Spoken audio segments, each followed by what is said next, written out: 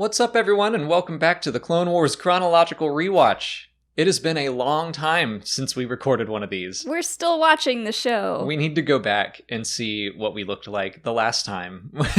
It's only been like a handful of months, but it feels like... My hair's gotten a lot longer. Yeah, people are going to jump from the last episode of the youngling arc to this one, and your hair's like, boop.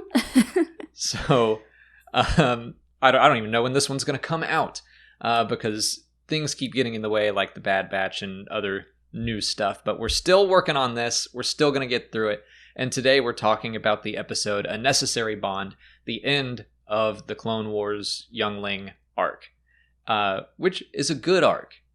Yeah, I really liked it. I love the younglings. I wish we had more of them, but... It's definitely something that I'm like, I hope we address them again in the future, because you don't, I mean... Them or any other group of younglings. I just think it's interesting. Yeah, I mean, it's just we got so attached to these younglings, and then after season 5, we never hear of them again. And, you just have to assume the worst until they tell us that, no, Gungi's fine. So I wouldn't mind hearing that Gungi's okay and living his best life somewhere with all of them. Like, someone years ago did some really cool concept art of all of the younglings and what they might look like during A New Hope. Maybe they did actually go off and form their own circus. There you go. Like the last episode or 2 episodes ago. Yeah, that sounds like such a great idea for them to just hint at. You don't have to confirm it, but like just have some weird characters talking about this crazy circus they went to, and they were doing like some inhuman things. It was like, they're still out there, giving us hope. Mm-hmm. This episode itself, though, was just kind of fine, I thought, because it's just very action heavy.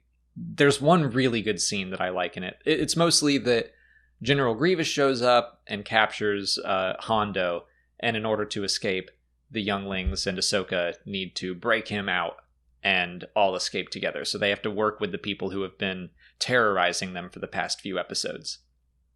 And then once they break him out, it's very just... flying fast, lots of shooting, explosions, and it's cool to watch, but it's like, there's not a whole lot to talk about. Yeah.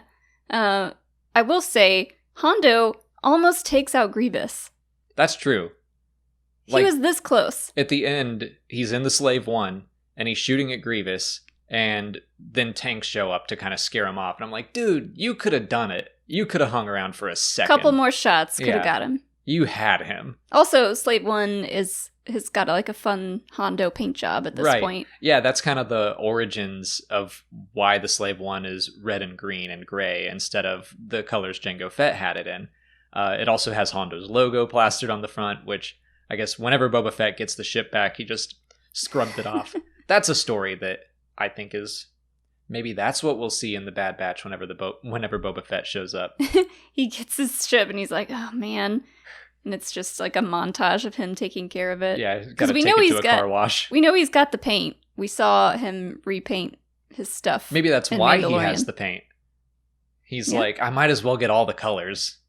I wonder if he was happy with the new paint job, or if he was like, he might have gotten his new armor by then and been like, oh, it's green. That kind of worked out. Is it tangent? Just happens to match. Yeah. Yeah. Yeah, we're talking about the Slave One. That's relevant. Yeah. But the one scene I did want to talk about is when Hondo encourages Katuni to construct her lightsaber and to finish it. I liked seeing his enthusiasm at getting to watch that and her finally completing her little arc. And the relationship between the two of them is really great in this episode. Yeah, she kind of looks at him like, wow, like a real smuggler. She doesn't really see him in such a bad light as much in this episode. I think she has a little bit too much trust in him, I think. But yeah, I mean, she's a kid. Yeah. And I loved that, like, she hops on the back of his speeder and she's like, I got your back. And he's like, great, all right. Which the theme of this episode is choose your enemies wisely, as they may be your last hope. Which I don't know about that one. Choose your enemies? Why do you have to choose enemies at all? Yeah, I guess it's choose which enemies you are willing to give a little leeway to. Maybe it's like a... choose... Yeah, I guess so. Because Ahsoka is also pretty lenient. They all the Jedi are pretty lenient on Hondo at this point, especially the end of this episode where he's like listing all these things to Obi-Wan, and Obi-Wan's just rolling his eyes, and he's like, I'll send you my bill. Oh, Hondo, you literally attacked children 2 episodes ago, and they're like, oh, we'll just let him go. But I mean, he does, in Star Wars terms, he turns over a new leaf, kind of, with Katuni. Which, again, loved their relationship. I was just playing the new Tales from the Galaxy's Edge expansion, and I was reminded that his ship is eventually called the Katuni. So, like, that relationship impacted him, and I love that. And they exchange nods at the end where he's like, yeah, you made me a better person. Because we kind of skipped over that. He almost leaves all the other Jedi. He takes Katuni and a couple pirates to get the Slave One, and he's like, well, the rest of them didn't make it, so we'll leave. Yeah. And Katuni convinces him to be a better person. Yeah. Overall, I really liked this arc. One thing I kept thinking as this one wrapped up is, do you think these younglings go back to the Jedi Temple and they just automatically think they're better than everyone else because of this crazy adventure that they got to go on?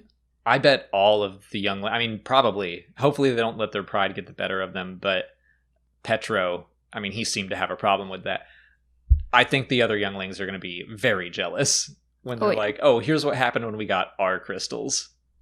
I think Padawans are going to be jealous of that. Yeah, but you're right. Hopefully they don't let it get to their heads and they just become as popular as they deserve to be in the first place. Yeah. Petra's the only one I'm worried about. But yeah, that is it for the youngling arc. Next time we do this, which I don't, we're recording this right before Visions starts, so we're probably going to cover Visions for a while, and I don't. Again, this is probably going to come out months from now.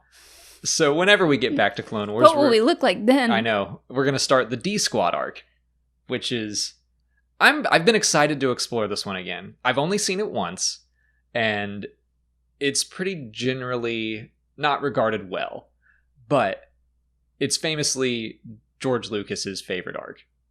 So I'm like, okay, I want to get into this. I want to see what he was going for and look at it in a new light. So I'm excited for that. Yeah.